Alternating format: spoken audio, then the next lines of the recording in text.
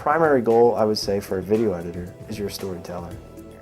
You're trying to tell a story with visuals. I use a variety of different materials, like different music sources, different video sources. Put that all in together to draw out a real story for our client. To be an actual video editor, you really need to be computer proficient. We use various types of software, such as Final Cut, or Avid Express Pro, or Adobe Premiere Pro. But you also create graphics for your video, and you potentially might do a 3D animation. I think you really need a good eye, meaning you know what shot looks good. It's very important to know how to shoot, because when you know how to shoot, you can tell your producer, I need these kind of shots. My day is spent sitting at my computer. It could be logging clips or bringing the footage into the computer, allowing me to work with it. I could be doing the editing, or I could be fine-tuning the audio, or mixing the audio and music. Typically, I try to work 9 to 5, but if there's a project deadline and the client gives me changes that have to be made really late in the day, I might end up working a 16, 17-hour day. To be good at any job, you have to be able to listen, especially listen to your client and what your client really wants. And you have to be humble. The first edit, you are usually really attached to.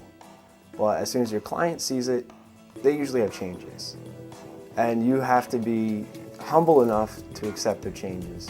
You really want people to feel A, comfortable, but B, that they can tell you their honest opinion. You can be part of a company, or you can be a freelancer. You just have to have the skills to back it up. Especially as a freelance editor, you really need to know your craft and make your deadlines. The most important thing is our deadline. If you tell your client you will have it by tonight, it has to be done by tonight.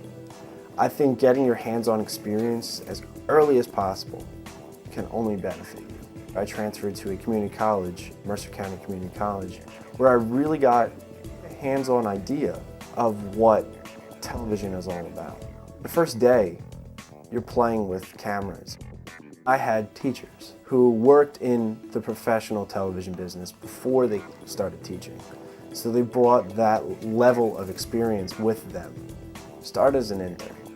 Intern like crazy. Because the more experience that you have, the better you get. You get involved as many organizations as you possibly can.